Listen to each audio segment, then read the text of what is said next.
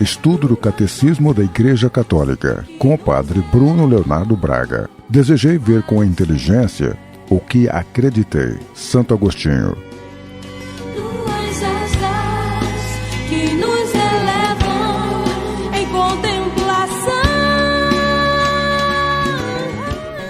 Bom, nós começamos a meditação da segunda parte do Catecismo da Igreja, que trata da celebração do mistério cristão. Na última semana nós fizemos uma introdução a esse assunto e agora nós vamos começar a primeira sessão, que trata da economia sacramental. Aqui o Catecismo ele recorda a importância do evento de Pentecostes dentro da história da Igreja. No dia de Pentecostes, pela efusão do Espírito Santo, a Igreja se manifestou ao mundo.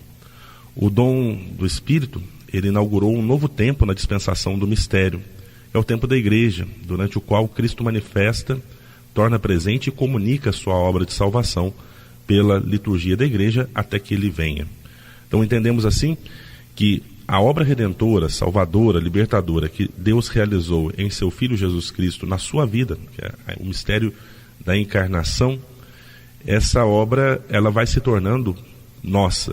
Nós vamos recebendo os frutos do mistério pascal do Senhor através da Igreja a partir do dia de Pentecostes. Quando Deus derrama o Espírito Santo sobre a Igreja, ele faz com que a Igreja comece um tempo de comunicar, de dispensar os mistérios de Jesus. Durante esse tempo da Igreja, Cristo vive e age em sua Igreja e com ela de forma nova, própria desse tempo.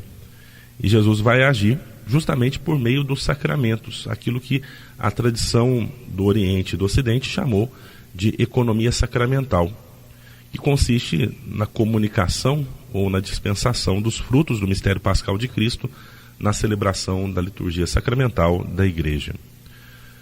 Bom, para tratar desse assunto da economia sacramental, o Catecismo ele se organiza em 2 capítulos. No primeiro, ele vai falar sobre essa dispensação sacramental e assim aparecerão com mais clareza a natureza e os aspectos essenciais da celebração litúrgica que serão tratados no segundo capítulo. Passemos, pois, à meditação do primeiro capítulo, que tem por título o Mistério Pascal no Tempo da Igreja. Esse primeiro capítulo, ele tem também um primeiro artigo, são 2 artigos.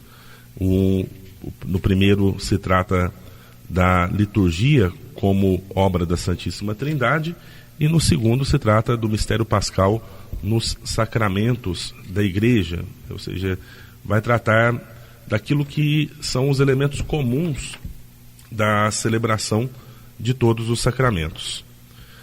Nesse primeiro artigo, que trata da liturgia como obra da Santíssima Trindade, há o destaque para o papel de cada uma das pessoas divinas dentro da celebração litúrgica, ou dentro do mistério celebrado na liturgia.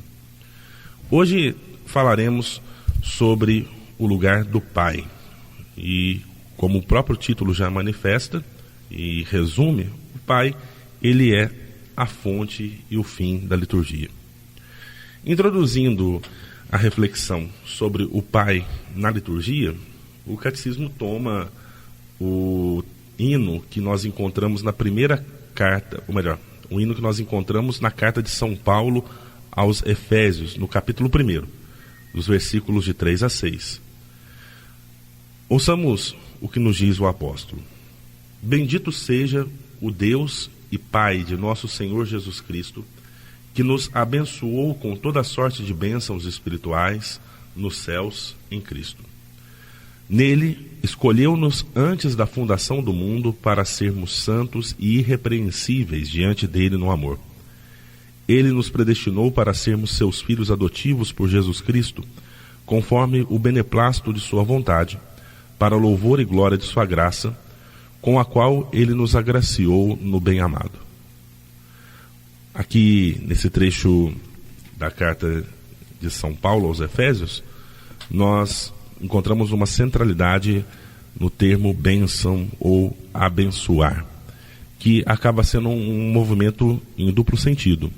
A bênção que vem de Deus sobre o homem e a bendição que sobe do homem a Deus, como um louvor, como uma ação de graças, justamente pela bênção recebida da parte de Deus o Pai. Abençoar é uma ação divina que dá a vida e da qual o Pai é a fonte. A sua bênção é ao mesmo tempo palavra e dom.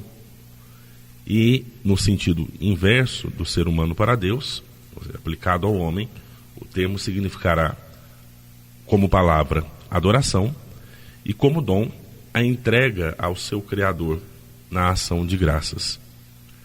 Desde o início até a consumação dos tempos, toda a obra de Deus é bênção. Desde o poema litúrgico da primeira criação até os cânticos da Jerusalém Celeste, que nós temos no livro do Apocalipse, os autores inspirados anunciam o projeto de salvação como uma imensa bênção divina. Desde o começo, Deus abençoou os seres vivos que Ele criou, especialmente o homem e a mulher. A aliança com Noé e com todos os seres animados renova essa bênção de fecundidade, apesar do pecado do homem, por causa do qual a terra é amaldiçoada. Mas é a partir de Abraão que a bênção divina penetra a história dos homens, que caminhava para a morte, para fazê-lo retornar à vida, à sua fonte. Pela fé do Pai dos crentes, que acolhe a bênção, inaugura-se a história da salvação. Aliás, é justamente esta a vocação de Abraão, ser um instrumento, um canal de bênçãos para todos os povos. Não é que a eleição de Abraão seja um privilégio para ele, embora nós entendamos o lugar único que Abraão ocupa dentro da história da salvação, mas ao estabelecer aliança com ele, Deus abençoa Abraão, mas quer, na verdade, fazer com que a sua bênção se estenda sobre toda a humanidade. E as bênçãos divinas, ao longo dessa história de salvação, elas vão se manifestar em eventos impressionantes, que são também eventos salvadores. E aí nós podemos citar, junto com o catecismo, o nascimento de Isaac, a saída do Egito, que comporta a Páscoa e o Êxodo, o dom da terra prometida, a eleição de Davi, a presença de Deus no templo, o exílio, que tem um caráter purificador, e, após encerrado o exílio, o retorno de um pequeno resto.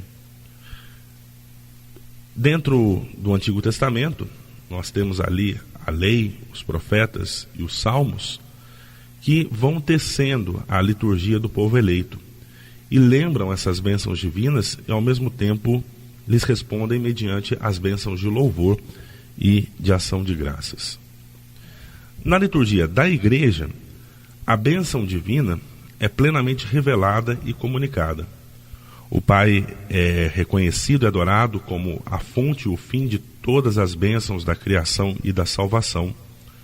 No seu Verbo encarnado, morto e ressuscitado por nós, Ele nos cumula com suas bênçãos e, por meio dele, derrama em nossos corações o dom que contém todos os dons, o Espírito Santo.